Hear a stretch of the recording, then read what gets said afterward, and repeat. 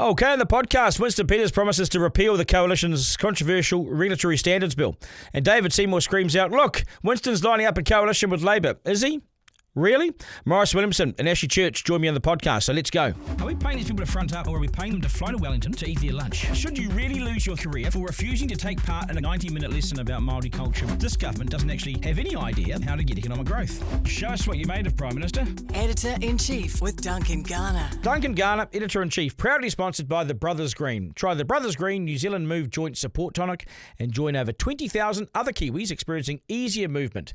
The Brothers Green are having their biggest sale of the year with 30% off everything. That's store-wide between now and the 23rd of November. This is your chance to try their top-selling joint support, gut health and sleep range. With over 2,700 five-star reviews, join thousands of other Kiwis enjoying the health benefits today. Always read the label, take as directed, supplementary of course to a balanced diet. The Brothers Green, Christchurch. Okay, g'day, good evening, welcome to Duncan Garner, Editor-in-Chief. I'm Duncan Garner, nice to have your company and thank you for joining us, and please subscribe. It helps us stay here, it helps us stay around. You can text my name Duncan to 3598 and I'll flick you a link, and for $7.99 you get all the extra bonus content. It's all yours, and that'll be out shortly. It's a Friday, isn't it? So it's out shortly. Ask Me Anything sessions, all that sort of stuff. So too today. And Winston Peters has pledged to kill the regulatory standards bill, which effectively was one of ACT's demands of National in the coalition negotiations, which sets up an independent committee outside of Parliament to run the ruler over new legislation to make sure it's not too costly and too cumbersome on the New Zealand economy. It's just a recommendation type of committee. It doesn't have any binding powers. It leaves the treaty out, and many have said, shock horror, it's too controversial, must go. There are simply not enough safeguards in it, is what they say. Well, Labor has screeched about it since day one. So is this Winston being crafty and just trying to edge towards Labor in case things turn at the next election, or what is it? I'll tell you the truth, what's going on here. Okay, let's go. It's the Slam Dunk. Okay, folks, this is Winston being Winston, because he can. This new law, which passed last week, was never something he campaigned on, so he doesn't want it really. And he's now said it will go if he has the power to get rid of it. Nothing more, nothing less. Thing is, National never campaigned on it either, and it has no particular allegiance to it, except that they did a deal with the ACT party. This is what ACT wanted. This is ACT's demands of National, and New Zealand First has strangely, in many ways, been quite vocal in its support in the Parliament in the last 2 weeks. So if it doesn't support it, why did it go out of the way to say so? Anyway, this is purely an ACT win from its negotiations with National. Remember, this is a three-way coalition where ACT and New Zealand First did their own deals with National, and then they pulled the whole thing together. And there are things that both sides don't agree with and would prefer not to have to support, but such is the nature of MMP that this is what we have to do to have all sides together on the one page in the interests of the wider stability of government, and to have the, basically grit their teeth and vote for stuff in the wider interest of keeping this together. That's what they do. So what Winston's done here, he's doing nothing more than starting to campaign with an eye to the next election. That's all, because these parties, even though they're in coalition, have to campaign separately, of course, at the next election, try and get the biggest vote. He's not lining up anything with Labor. Not at all. He's purely stating and reminding voters that this is not his piece of work. And let's say if he got back into coalition with National after the next election, and let's say he was big enough to keep ACT out of any formal government, then he might put this on the table to repeal. And National most likely would agree, because it's not their piece of work either. Remember, this is what Seymour wanted, not what they wanted.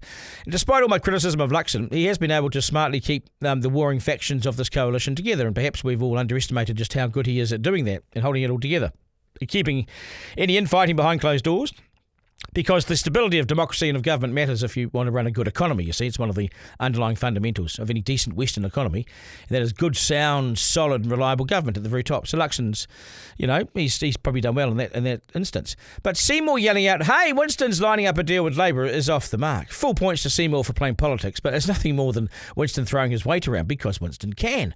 For Winston to line up with Labor, he's made it clear that Chris Hipkins has to go. And there's no sign of that. In many ways, Hipkins' vanilla appeal to the voters is what's keeping Labor in the game. So Winston's just being Winston. He's made a career out of this. Winston Peters announcing he'll repeal the regulatory standards bill is the most Winston thing Winston could possibly do. It's vintage Winston. He ends the week with people talking about him. Job done. But then Seymour pops up full of moral indignation, suggesting this is Winston sliding towards Labor. Labor, honestly, if Seymour wants to play a political twister, that's his business. But he's stretching so far, I think he might dislocate his shoulder. Calling Winston's repeal a move towards Labor is like saying I'm in line to be the next Governor-General. Now, National's role in the circus is even better. They're standing there like frazzled parents at the playground trying to pretend everything's okay. No, coalition's fine. It's fine. We agree on all the same direction. No, they don't. Meanwhile, Winston's pulling up the floorboards going, no, I'm going to dismantle this. And Seymour's shouting about Labour infiltrations like he spotted some red flag in his lunch. Chris Luxon is doing that sort of calm headmaster routine. Look, team, let's stay focused. We're delivering for New Zealand, are you? All the reports show you're not. You can always hear the internal monologue, really, can't you? For the love of God, can we just get through one news cycle without these guys setting a fire in the courtyard? Because that's what Winston's doing. National's position is essentially, we're okay with the bill, we can deal with it. ACT loves the bill, Winston hates the bill. Please stop asking questions. That's where National is. Labour, well, they're just sitting back with popcorn watching the governing trio argue about who's in charge. So they like that. They think it's chaotic. But let's be clear. Winston would like to repeal it if he could. It's no biggie. It's no bottom line. I don't even know why he's sort of raising his flag on this particular piece of legislation, as we'll learn shortly. It's not that big a deal, this legislation. Now, I know people want to say it's controversial, but I don't think it is. It doesn't have any teeth at all. I wouldn't have thought this was in his top 10 wishes. He has just said he wants to repeal something that was not his idea, even if his party had to vote for it in the wide interest of the coalition. It's not that controversial. The thing is, the record shows he's already voted for it too. So he can't really hate it that much, can he? It wasn't that important to him during the coalition negotiations. He's just reminding Seymour he might still have the ability to uppercut him one day. He's throwing jabs and reminding Seymour one day it still might land, you see. It's not a move towards Labour. It's not a left turn. It's not an ideological softening. It's just Seymour and Winston in political theatre. Has Winston ruled out Labour entirely? No. But with Hipkins there, Winston has said no thank you. For Winston to go with Labour, it would have to mean that National can't do it, and that, well, Labour can, but then they have to get rid of Hipkins. And it would have to be Labour and New Zealand First only, wouldn't it? He'd do so to keep the Greens and any factional separatist Māori party at bay. Then he could say he saved us from all the mad far lefties, and he's there keeping Labour under a new leader in check. A lot must happen before that scenario plays out, to be honest, but Winston's ultimate dream is poll so big that he's the major party, and the two old school major parties are negotiating with him. They're sucking up to him. Now that would make him Prime Minister. There's some food for thought. Editor-in-Chief with Duncan Garner. Okay, so to discuss this week and the week altogether, Maurice Williamson and Ashley Church, they join me now. Guys, g'day, nice to see you. Yeah, good to see you too. Just saying, Duncan, I've just, before you got here, I spent about half an hour, 25 minutes just listening to Maurice and learning about more things than I knew about. So, well, I'm blaming him for the traffic, the Auckland traffic. It's terrible. It needs a Maurice, by the way, it needs a 500-metre new medium barrier just north of Silverdale because the truck just took it out. You're making it up. 500 metres. Traffic I'm not is making all it calm up, and working well in Auckland. Okay, speaking of working well, actually, we'll kick off with you this week. Winston Peters, heading to Labour, says David Seymour. I don't quite think so. This is the regulations review bill that Winston says he'll repeal if he has the power to. What do you make of it? Well, I want to give you a bit of background before I talk about the Winston element of this. So it's the Regulatory Standards Bill. Now, there will be nobody watching this podcast who has not at some stage in their lives, sometimes frequently, opined and expounded the view that we've got too much regulation and we should get rid of it. And that was basically the genesis of this bill. It goes back, in fact, it goes back several election cycles, but prior to this election, both ACT and National were had as policy talking about something called the bonfire of regulation, which was this idea of for every bill that you introduced, you got rid of two, which, by the way, I personally think would have been a fantastic idea. What we've ended up with, this regulatory standards bill, is a really, really, really pale imitation of that. So this is no longer what it was originally intended to be. This is basically a watchdog. It has no teeth, Duncan.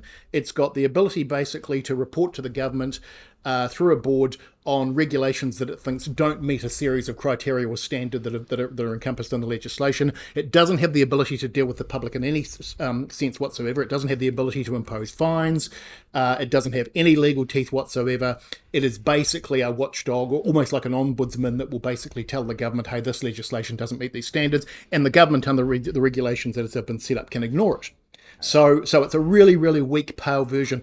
So it fascinates me when I see this conspiracy theory around this thing as somehow as it's the end of democracy, because it just ain't. So, okay, so with that as a background, and I'm pretty sure Maurice will have a view on that too, with that as a background, Winston's position is inexplicable because he'll know all this. Winston will realise that this bill does not have teeth, that it's basically just a bit of window dressing, and that it's a concession to ACT that's come out of the coalition agreement. Correct. So his indication, or actually it's not coming from him to be fair, but the suggestion that he might cozy up with Labour over this as a sticking point. It's really, really fascinating. Now, there's a part of me that says, no, it won't happen. But then I remember back to 2017 and what happened then. Now, I can think of two circumstances where he might do this. The first reason he might do this is because he's a wily old fox and he recognises that he's likely to increase his support if he can show himself as being differentiated from the two other parties of the coalition as he goes into an election. So that's the charitable definition, that this is just his way basically of putting a wedge between his partners, and so that when he goes into the election, he can basically be seen to be competing with the other two parties. The possible one, the less likely, but the possible one, is that he actually does have some intention of trading off National against Labour when it comes to party negotiations. Now, there is a circumstance under which he could do that, and that would be if he's able to convince his own electorate that he would actually be able to moderate the behaviour of Labour, and at the same time that he was able to convince the traditional voters within Labour that he would act as a handbrake on them. But that's a really, really risky manoeuvre.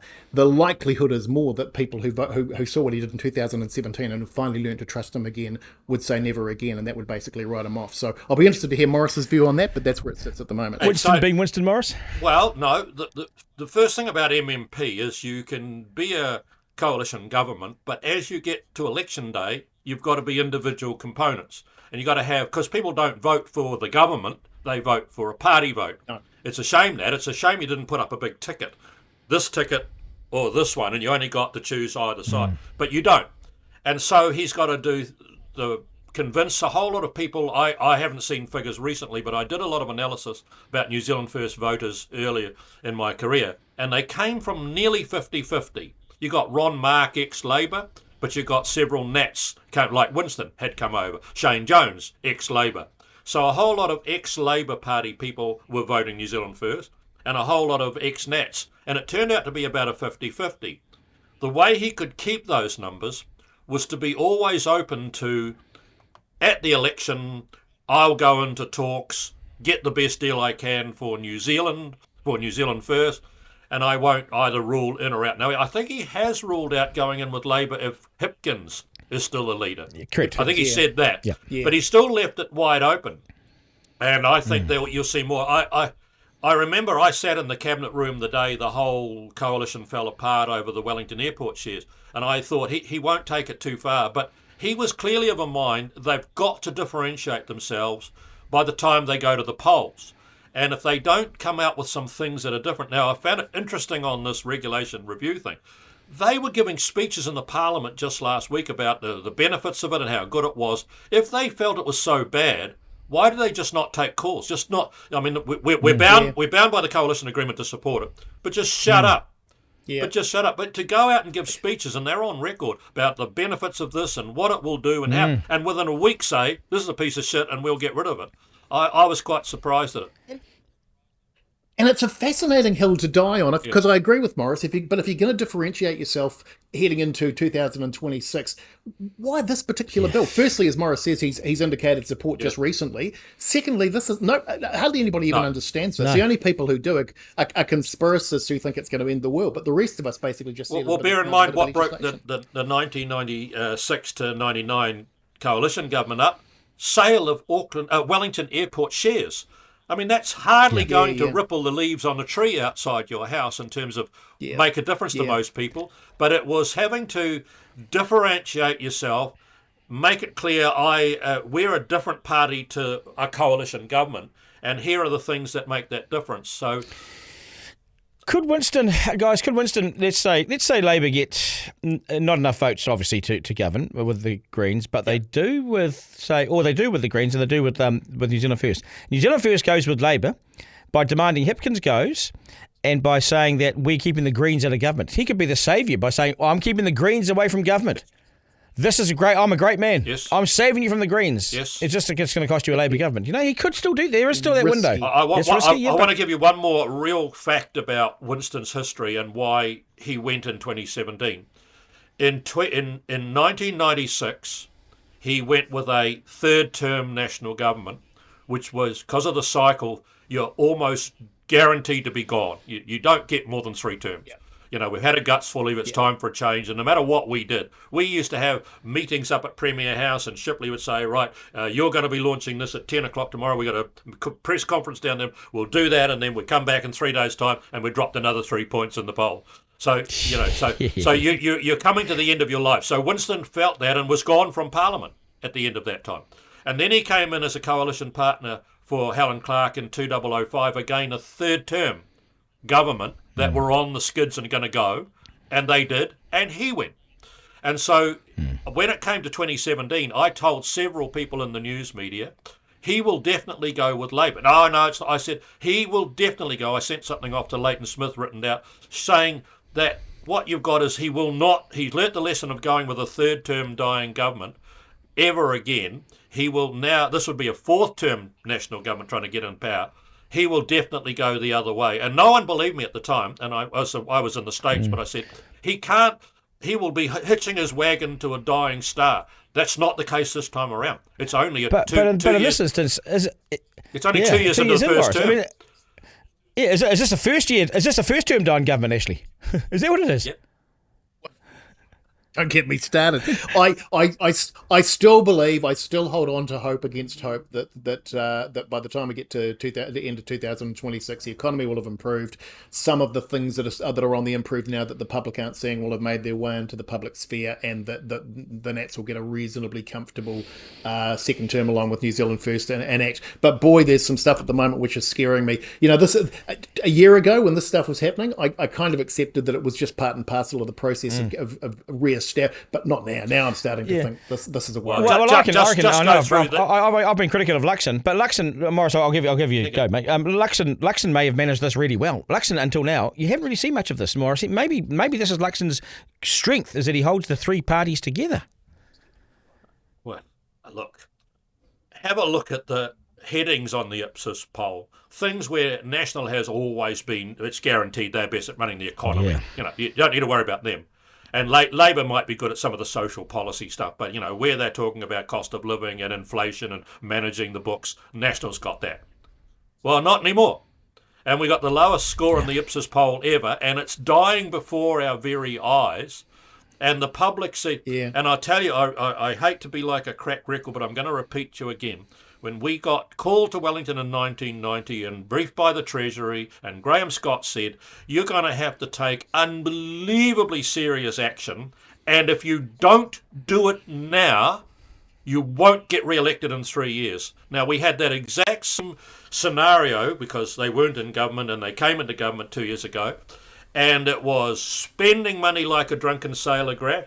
It was running up debt like a drunken sailor that needed a sledgehammer. And and public service bloated beyond belief. We're going to deal to that. And the feeling amongst New Zealanders was, thank God, someone's going to get in and turn that spending graph down, take the debt mountain and really start taking a sledgehammer.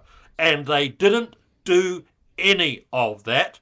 And now even if they did do some of that tough call stuff, if they did, the runway length is now too short for the benefits to flow by the time they face the ballot box. You only get a 3-year runway. You don't get a less than a 1-year runway. Do you think they're stuffed, Maurice? Sorry? Is it likely, Maurice, that, I was just going to ask you a question, is it likely that, and I don't even know who the head of Treasury is now, I certainly did back in those days, so the big personality era is gone. Is it likely that whoever the head of Treasury is now would have had that same conversation with Nicola Willis? No, I don't think the public service is anywhere near fit for purpose like it was. Graham Scott was the Secretary of Treasury, a brain bigger than the South Island, focused on outcomes and deliverables, prepared to call it as it was, even if the people in the room didn't like it. And to tell you, you can't just say, oh, wow, that's serious. We'll have a think tank and think about it. I mean, in the end, you've got to get in and take some bloody big calls and do them quickly. And I thought National had got all that message, and Nicola Willis was over and over about we can't keep spending money like a drunken sailor and it will stop under us. Have a look at the 2025 budget documents and have a look at all the graphs. Absolutely continuing. Yeah. Up. Yeah. And do you think they're stuffed, Maurice? I mean, are you telling us, do you think they are stuffed at the polls? If there was anything like a decent set of parties opposing them, they'd be gone. They're done. But the thing that I think saves everything is the shambles on the other side is more worrying true. because if it was only a Labour government, most people could say I could live with it because they're sort of centrist and reasonable. If it was Labour and the Greens weren't as Fruit Loopy, or if it was Labour and what Māori Party used to be under Peter Sharples and Tariana Tura. But right now, you're almost inviting One Flew Over the Cuckoo's Nest to come in and run the place. And so I think what will happen, this is my view, is National's Tower will come down and the two ACT and New Zealand First Towers will come up, and you won't have two little ones and a big one in the middle. You'll actually have three getting closer. Still be the biggest, but it won't be the big tower compared to the others, because in the end, people will... But that Ipsos, yeah. Oh, that should stop everybody sleeping Maurice, at night. finish, people will... It should stop everybody sleeping at night that's in the Tory side of things. Because, as I said to you many times, I'm only critical because I want them to win. I'm not critical like Hipkins. Yeah. He wants them to lose. He wants to show how bad they are. I'm trying to say to them, I'm screaming in the dark, for God's sake, start doing some things. And to come out at the bottom, I've just got all this Ipsos graphs here, and I think the only one we came out halfway okay was Law and Order. Was the only one. Yeah. Yeah. Now that's... It's a bit of a smack to the face, isn't it, Ashley, when you look at those numbers? I would have expected National to come home on economy, on cost of living, all that stuff, and they haven't. They've been punched in the nose big time. And that's the real message. So first thing to understand is that the Ipsos poll is not a poll of party support. It's a poll of the things that people are concerned about and who they think are likely to be in a position to be able to fix it. So that's the important point. When you look at the issues, and Maurice has got those graphs there, he can probably confirm this, the issues and the relative importance of those issues has stayed roughly the same since 2023. I think housing's gone down for obvious reasons and a couple have come up. But basically, the importance and the relative priority order of the issues is much the same. What's changed is the public's perception. What's changed is the public's perception is who's like to be in a position That's to be actually dangerous, deal with man. them. Now, Yeah. well, part of that, to be fair, part of that is the problem of incumbency. So when you're in government, you're under a much greater microscope, and so people are looking at you more critically if you're not delivering on what they expected you to do right now. And the inflation stuff and the stuff around the economy, which was right at the top of the rack in 2023, still at the top of the rack now, is obviously the one that's impacting on people. So coming back to what I said before, if there is a change in the economic situation of the country over the next 7 to 8 months, which we're getting some sort of indications there might be, then maybe these figures will change. But right now, scary situation for National because it's telling them that people don't trust them on the things that they went into the election saying they were going to fix. And Maurice, the Greens, you look at the Greens with their lunacy this week saying that they will not only pull permits, they will pull mining permits that have been granted.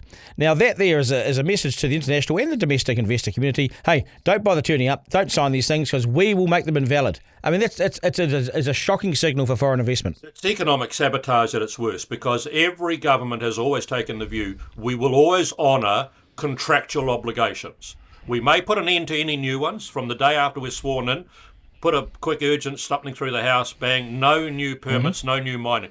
I can live with that because you're the elected government and you've got a right to do that. But contractual obligations mean that nobody will come near you.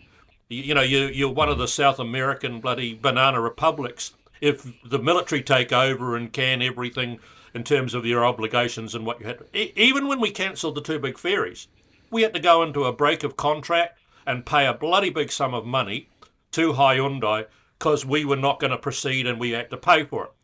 These guys are saying we'll just cancel it. Well, that's economic sabotage because it says to any future investor in our nation, and we desperately need foreign investment, you go in there and you have no idea whether you get to keep your investment and whether you get any compensation back, if anything. I think it's bloody dangerous. Ashley? Oh, well, so I agree with everything that Maurice just said, but I want to pick him up on the point about sticking to contracts, because, and being the economic Methuselah that he is, I would have thought he'd remember this, but it doesn't always happen. And so let me give you a really good example. Back in 2011, the parties of the government at the time decided that they were going to part privatise the three major energy companies, Meridian, Mighty River Power, as it was called then, it's Mercury now, and Genesis. And so they'd gone on to the election campaign promising to do that, and they went through with it. Labor, at the time, in an act of, in my view, equally disastrous economic sabotage, basically they didn't basically come out, they came out and said that if National actually went through with this part privatisation, that they would renationalise those assets at sort of cents on the dollar if they came into government. Now, that had the effect at the time, guys, and you'll remember this, Maurice, of significantly reducing the value of those assets when they were sold. Now, here's the thing that's really important about that, though, because it's an indication that the stance that National took at the time was absolutely the correct one. At the time, and I'm just going to see if I can get you some figures here, at the time, those assets were valued at around about 4.9. But sorry, the 50% share was valued at about 4.9. Yeah, and so which is what the government ultimately ended up actually achieving when it sold those, which some suggest was significantly lower than would have been the case had they gone to at the time the overall value was such that they would have achieved more if they'd actually sold them without Labor interfering. Here's what's interesting though: in 2025, today, the combined value of those assets now, keep in mind that the government still owns 51%. The combined value of those assets now is 26.9 billion. Yeah. So the government pocketed 4.9 billion.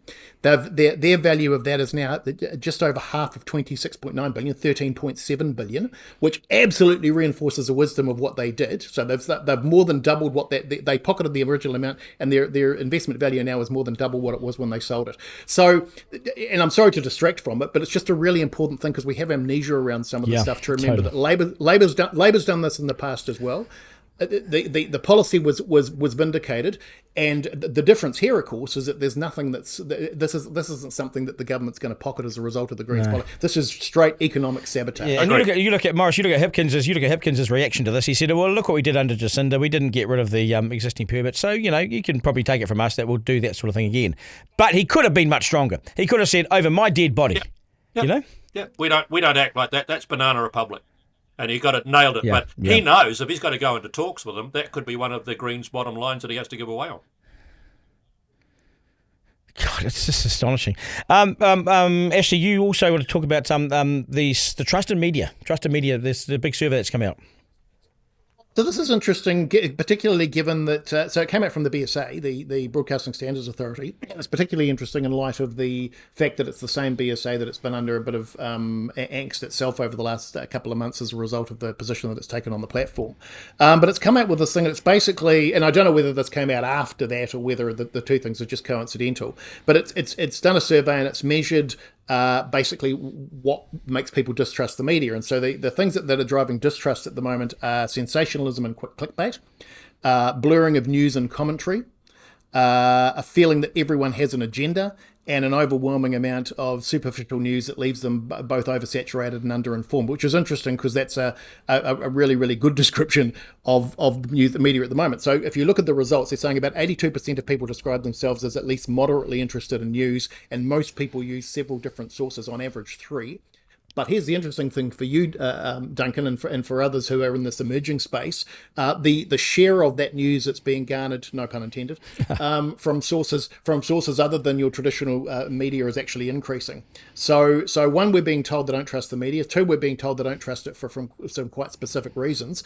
And 3, we're learning that as a result of that, people are moving to sources that they weren't using even 5 years ago for that news. So I think it's a really interesting indictment of what's currently going on in the media, and an indication that where you're headed and where some of these other new media sources are headed is probably where media is going to end up almost entirely within 5 or 6 years. Do you watch the news, Maurice?